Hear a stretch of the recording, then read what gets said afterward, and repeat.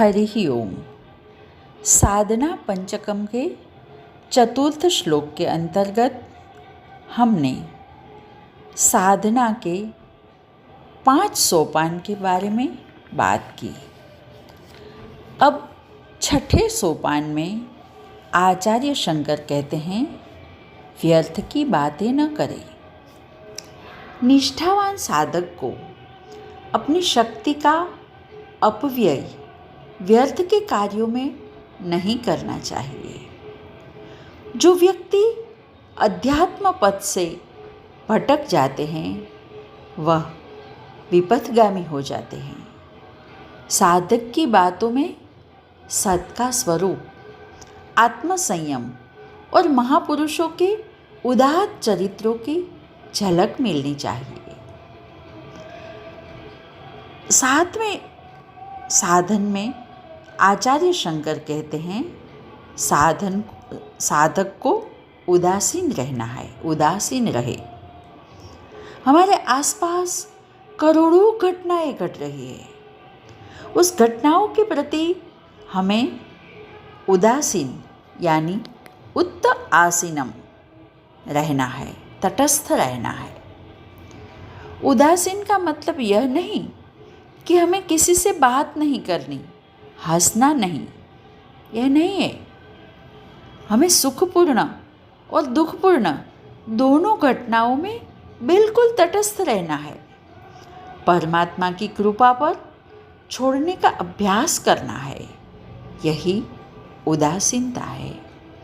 और 8वें सोपान में आचार्य शंकर कहते हैं कि किसी की कृपा की कामना न करो। किसी की कृपा स्वीकार कर अपने ऊपर एहसान मत लो। उसके कारण तुम्हें कृपा करने वाले का दबाव मानना पड़ेगा। तुम संसार से जितना लेते उससे अधिक देते रहो। ऋणी व्यक्ति पराधीन होता है, दाता श्रेष्ठ और स्वतंत्र होता है। इसीलिए साधक को व्यवहारिक जीवन के प्रति कौन सी सावधानियां रखनी है, यह बात पर यहाँ चिंतन किया गया।